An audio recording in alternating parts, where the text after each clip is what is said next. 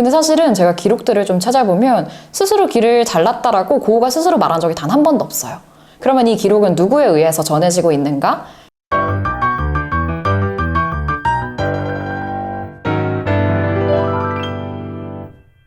안녕하세요. 저는 감상의 온도를 전하는 도슨트 홍다형입니다. 오늘 저는 저와 함께 또 다른 도슨트와 재미난 미술 이야기를 해보려고 하는데요. 소개해 주시죠. 네, 안녕하세요. 저는 전시 입덕 요정 도슨트 한이준입니다. 반갑습니다. 와. 저희가 이제 곧 겨울에 따끈따끈한 고우 전시가 열립니다. 그래서 오늘 이제 한이준 도슨트와 함께 고우에 대한 다양한 이야기를 나눠볼까 하는데요. 사실 한이준 도슨트가 이미 해외에서 이 전시를 보고 오셨다고 해요. 저는 이 전시를 몰래 훔쳐 들어가서 본 건 아니고요. 저는 이 네덜란드 크롤러 밀러 소장품으로 이번 전시가 열린다고 하는데, 저는 이 전시를 2년 전쯤에 저희 동료들하고 같이 그 이탈리아로 출장을 간 적이 있어요. 그때 피렌체에서 이 전시를 거의 비슷한 컬렉션으로 하고 있어서 이 전시를 미리 본 경험이 있습니다. 그래서 제가 가장 먼저 미리 전시를 본 사람으로서 여러분들에게 약간의 스포를 더해서 그 이야기를 함께 전해드리도록 하겠습니다. 네, 스포 걱정되시지만 그래도 끝까지 봐주시면 좋을 것 같습니다. 저희 이번에 이제 만나볼 고 원작들은 좀 어떤 게 있을지 좀 예상을 하고 계시나요? 그렇죠. 사실 빈센트 반 고흐 하면 아마 가장 전 세계가 사랑하는, 그리고 우리가 가장 익숙하게 아는 화가인 것 같아요. 미술을 잘 모르시는 분들도, 혹은 초등학생부터 이제 성인까지도 미술 화가 먼저 생각해보면 어떤 화가 좋아하세요? 라고 하면 제일 먼저 떠오르는 게 고흐인 것 같거든요. 다현 도슨트님은 어떠신가요? 어떤 화가로 처음에 미술을 좋아하시게 됐어요? 저는 사실 고흐 이렇게 과거 이제 명작 화가들보다 현대 작가들 작품들로 먼저 접근을 했었고, 고흐는 오히려 도슨트 하면서 더 많이 공부를 하게 되었는데, 네, 그런 것 같습니다. 네, 저는 사실 어렸을 때부터 미술을 많이 보다가 저도 처음에 미술사를 공부하게 된 계기가 되었던 건 어떻게 보면 반 고흐인 것 같아요. 2012년도 무렵에 제 기억엔 예술의 전당에서 또 빈센트 반 고흐의 원화 전시가 국내에 있었는데요. 그때 이후로 지금 12년 만에 고흐 원작이 한국에 처음 오는 겁니다. 저는 12년 전에 그 전시를 보고 이게 실제로 보는 작품 아우라가 진짜 다르구나 라는 걸 되게 처음 몸소 체감했던 전시였고, 그래서 그때를 시작으로 미술사 공부를 조금 더 본격적으로 시작하게 된 계기가 되었던 것 같아요.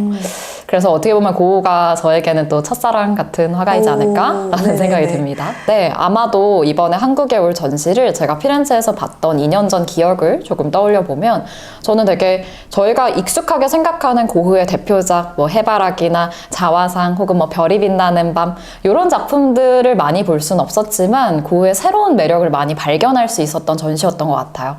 사실 여러분, 저희가 생각하는 대표작을 한국 전시에서 보는 게 쉬울까요? 아니요, 쉽지 않죠. 왜 어려울까요?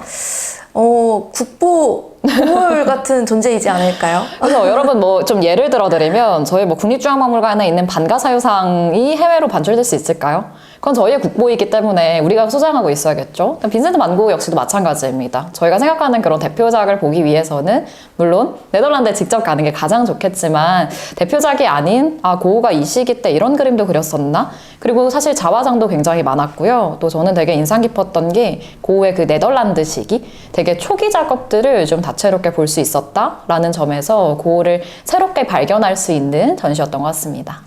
네, 이렇게 전시를 미리 보고 와주신 이제 한이준 도슨트가 또 최근에 책을 하나 냈습니다. 오늘도 미술관에 갑니다 라는 책을 냈는데요. 여기에도 고흐가 다뤄지고 있지 않나요? 네, 여기서도 그 책의 중반부에서 빈센트 반 고흐를 함께 다루고 있고, 아마 많은 분들이 되게 좋아하실 챕터일 것 같고요. 책의 표지도 고흐 작품이 후보군에 올랐을 정도로 되게 비중 있게 다루고 있는 화가이기도 합니다. 사실 이제 한이준 도슨트가 네이밍의 또 천재예요. 그래서 키워드를 굉장히 또 잘 잡아주셨는데요. 오늘 그 키워드 중심으로 좀 이야기를 나눠보려고 합니다. 저희 첫 번째로 뽑아주신 키워드가 노력형 천재라는 키워드를 잡아주셨어요. 이게 어떤 의미로 잡아주신 건가요?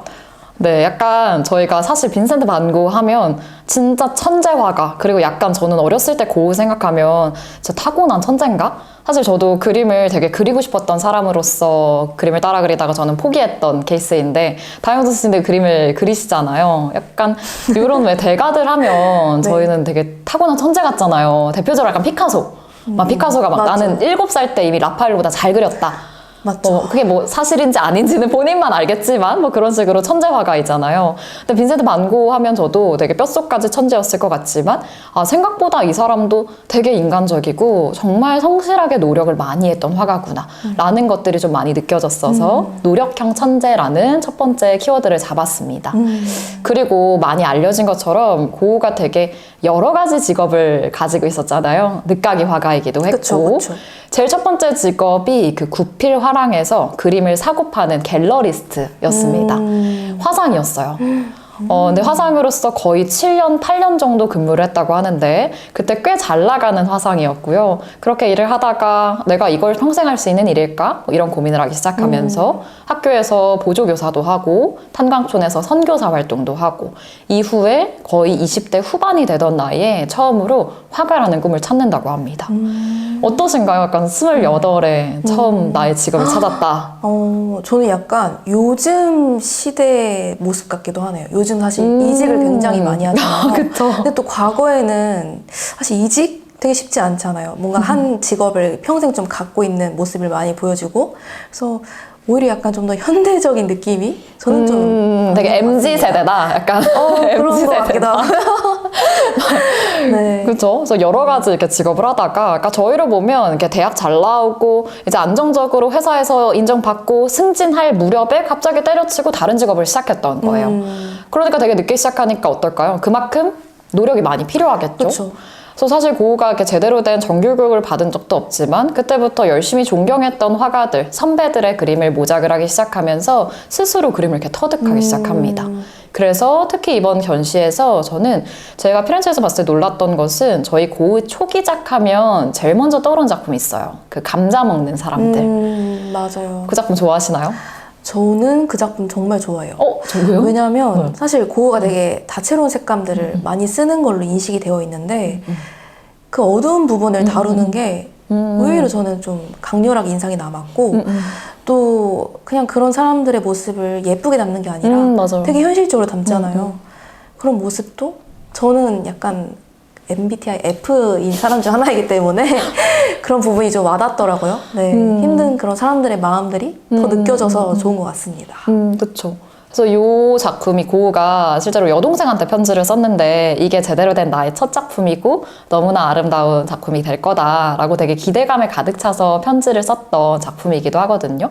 근데 이 작품은 아마 네덜란드에 있는 빈센트 반 고흐 뮤지엄에서 소장하고 있는 작품인데 제가 피렌체에서 봤던 전시에서 이 감자 먹는 사람들의 판화 작품을 봤던 기억이 납니다. 근데 다이언 도슨트님 말씀해주신 네. 것처럼 되게 막 어두운 부분들 있잖아요. 근데 네, 그게 네. 또 판화에서 질감이 되게 잘 사는 부분들. 그래서 되게 매력적인 작품이었던 것 같아요. 근데 사실 뭔가 판화는 색깔을 좀 다양하게 쓸 수가 없잖아요. 그때 봤던 느낌이랑 원작이랑 좀 비교해보면 네, 어떠셨어요? 안타깝게도 저는 원작을 본 적이 없습니다. 보셨나요? 저도 책에서 네, 책으로만 뭐 네덜란드를 가보지 못했기 때문에 저도 원작을 본 적은 없는데 판화로라도 이 되게 의미 있는 소중한 고흐의 초기 작업을 볼 수 있어서 되게 좋은 경험이 되었고요. 이렇게 고흐가 네덜란드에서도 농부들의 삶을 담기도 하고 이후에 프랑스 파리에서 그리고 남프랑스로 내려가서 평생 동안 되게 정말 땀 흘리면서 노력한 화가 같아요, 저는. 그러니까 타고난 화가가 아니라 되게 인간적이고 스스로에게 왜 저희도 살아가면서 내가 뭘 하면 좋을까? 그리고 내가 지금 하고 있는 이 길이 맞을까? 이런 고민들을 저도 정말 스스로 수십 번 더 되뇌이는 맞아요. 것 같은데 고흐도 역사 속에 이름을 남겼지만 그 역시 인간이었구나. 그 역시 되게 한 명의 사람이었구나. 해서 고흐가 남긴 문장들이나 그가 썼던 이제 편지 정말 많이 썼잖아요. 맞아요. 그런 편지들을 살펴보시면 진짜 성실하게 노력했고 내가 가고 있는 길이 맞나? 스스로 끊임없이 질문했던 사람이구나. 해서 되게 노력하는 성실한 노력형 화가 같다라는 생각이 들었습니다. 그래서 그런 부분이 되게 인간적이다라고 좀 한 번 더 정리를 해볼 수가 있을 것 같아요. 저희 이제 두 번째 키워드는 영혼의 화가라는 키워드를 뽑아주셨는데요. 이 키워드에서는 또 별이 빛나는 밤에 대한 이야기를 나누려고 합니다. 네, 아마 빈센트 반 고흐 작품의 가장 큰 특징은 막 이렇게 눈앞에 일렁이는 그 붓질이 그대로 보이잖아요. 그게 되게 고흐의 감정이 그대로 느껴지기도 하고, 그래서 저는 빈센트 반 고흐의 원화를 그 12년 전에 처음 봤을 때, 아, 진짜 다르구나. 라는 그 원화의 아우라를 온전히 느낄 수 있었던 작품이 대표적으로 고흐의 그림인 것 같습니다. 저희가 또 이 작품을 위해서 의상도 별이 빛나는 밤에 들어있는 이 블루와 옐로우를 옐로우로. 입었거든요. 그래서 좀 더 몰입을 하면서 볼 수 있지 않을까 마치 싶은데요. 고흐 작품이다, 맞아요. 저희가. 그래서 아마 고흐 작품에서 되게 볼 수 있는 요 생동적인 색채로 저희가 의상을 또 맞춰 입고 왔는데요. 고흐 그림에서 사실 대표적인 키워드 컬러를 하나 뽑는다면 아마 이 노란색인 것 같아요. 뭐 태양의 화가 라고 불리기도 하고, 해바라기를 가득 그렸던 화가이기도 하고, 일렁이는 듯한 이렇게 별빛을 노란색으로 수놓기도 하잖아요. 그래서 저는 그 노란색을 보고 있으면 영혼의 화가라는 키워드를 담아드렸는데, 뭔가 정말 고흐가 그의 감정, 그리고 당시에 그의 생각들, 어떤 고민들을 하고 있었는가, 이런 것들이 저에게 그대로 전달이 되는 것 같아서, 사실 화가는 이미 세상에 존재하지 않지만 이 그림을 보면서 그때 당시 이 화가가 어떤 생각을 하고 있었고 어떤 거 우리에게 전하고 싶었구나, 이게 그대로 전해지는 것 같아서 영혼의 화가라는 키워드를 담아봤습니다. 그리고 네. 아마 이번 전시에서, 그리고 빈센트 반 고흐의 가장 대표작이 많이 나왔던 시기가 남프랑스이잖아요. 아를, 생레미, 마지막 오베르슈와즈까지 요 시기에 저는 작품들의 특징이 자연의 이런 생명감이 되게 잘 느껴지는 것 같거든요. 맞아요. 그쵸? 좋아하시는 작품 있으세요? 저는 아르에서 이제 막 태양이 이렇게 막 솟구치는 맞아요, 그런 맞아요. 장면들의 작품들이 개인적으로 되게 강렬하고 그 생명력이 느껴지는 그 꿈틀거림이 와닿았던 것 같아요. 특히나. 맞아요. 그래서 왜 영혼의 화가잖아요. 그래서 저는 자연의 영혼도 마치 살아있는 자연의 영혼을 그대로 물감으로 살린 것 같다? 네, 이런 되게 강한 에너지를 얻을 수 있는 작품들이 참 많은 것 같습니다. 굉장히 소울을 담아내는 고흐에 대한 이야기를 좀 언급해 드렸고요. 그리고 이제 마지막 키워드를 좀 보도록 하겠습니다. 마지막 키워드는 우직함이라는 굉장히 또 강렬한 키워드를 뽑아주셨는데요. 이 키워드는 어떤 의미로 이야기를 하는 걸까요? 약간 첫 번째 키워드랑도 조금 연결이 되는데요. 뭔가 노력형 천재이고 저는 우직하게 한 길만 팠던 사람인 것 같아요. 물론 20대 초반까지는, 중반까지는 여러 가지 직업들에 방황을 하는 모습들을 보였지만 온전히 나의 길을 찾고 난 뒤에는, 사실 빈센트 반 고흐는 생전에 그림 유화 작품 딱 하나 팔았잖아요. 맞아요. 평생 인정받지 못했던, 어떻게 보면은 아무도 알아주지 않았던 무명화가였던 거죠. 근데 사실 저는 그 아무도 알아주지 않는 환경 속에서도 나의 길에 확신을 가지고 가는 건 되게 어려운 일이라고 생각을 해요. 그렇잖아요. 그쵸. 뭔가 내가 잘 되고 있어야 내가 맞아요. 잘하고 있구나, 맞아요. 이런 확신이 들 것 같은데, 맞아요. 주변에서는 어떻게 보면은 악플도 아니고 되게 무플? 무관심 속에서도 맞아요. 그래도 나는 나의 그림에 확신을 가지고 그렸던 고흐의 그 우직함? 화가라는 길을 쫓아서 평생 동안 짧은 생애를 살았지만 그 속에 정말 많은 작품을 다양하게 남겼잖아요. 거기서 가지고 있었던 그의 확신?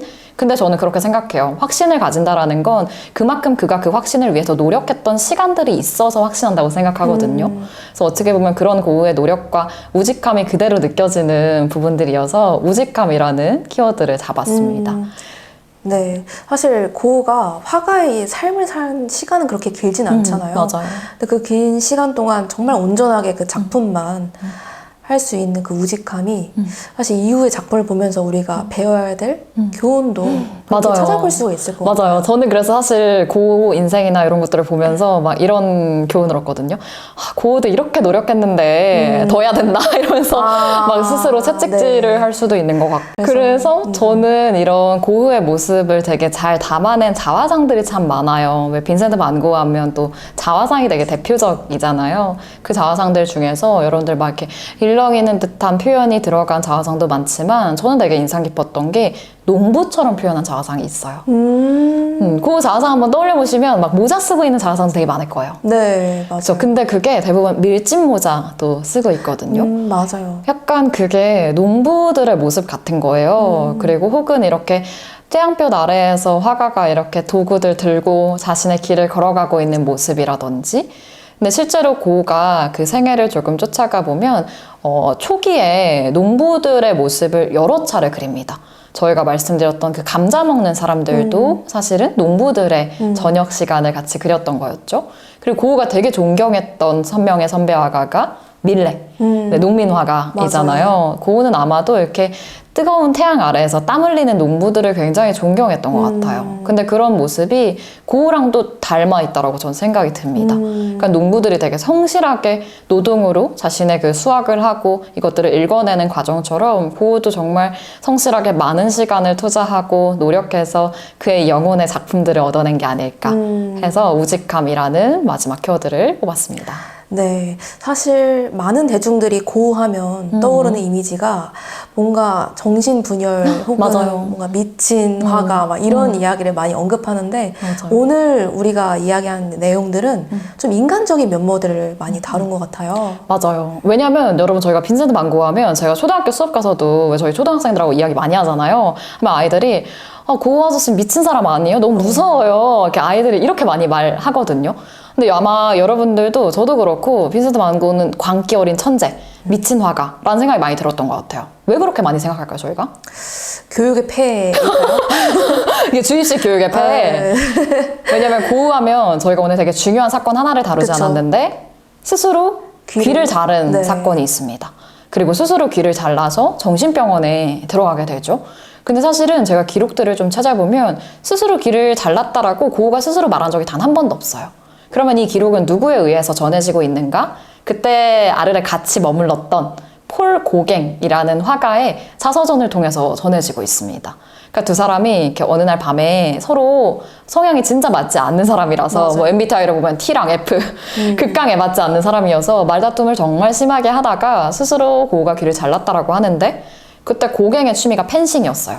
그래서 집에 펜싱 칼이 있었고 아마 뭐 우발적으로 귀를 자르지 않았을까 했는데 어떤 학자들의 기록을 보면 고우가 자른 게 아니라 고갱이 잘랐을 수도 있다. 실수로. 그러니까 뭐 의도적인 건 아니었더라도.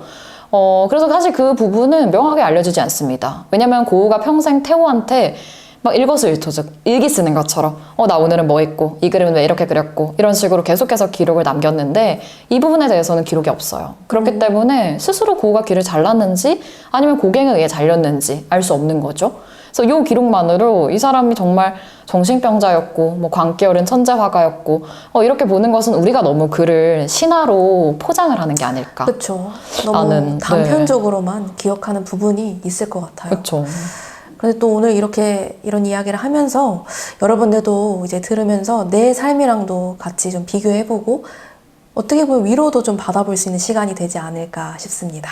그렇죠. 약간 고우를 뭔가 정말 저 먼 발치에 있는 빛나는 별을 보는 느낌이 아니라 저는 우리 옆에서 옆집에서 동네 아저씨가 정말 열심히 노력하는 것처럼 고우 역시도 되게 성실하게 땀 흘리면서 그림 그렸던 화가 농부와도 닮아 있는 화가이고 되게 노력한 한 명의 청년으로 기억을 하고 그의 작품을 바라보면 어떨까라는 생각이 듭니다. 네, 저희도 이제 곧 오픈될 이 전시 같이 보러 갈 예정인데요. 여러분들도 이제 전시 보시면서 오늘 저희가 했던 이야기 천천히 떠올리시면서 시간 즐겨주시면 좋을 것 같습니다. 네, 이렇게 한유준 도슨트와 오늘 이렇게 고흐 이야기로 마무리를 지어볼까 하는데요. 저희는 또 다음에 또 다른 재미난 예술 이야기로 만나보도록 하겠습니다. 혹시 오늘 고흐 관련돼서 궁금한 점 있으시면 편하게 댓글을 남겨주셔도 되고요. 제 책을 읽으셔도 된답니다. 더 많은 이야기가 풍성하게 담겨 있으니까요. 네.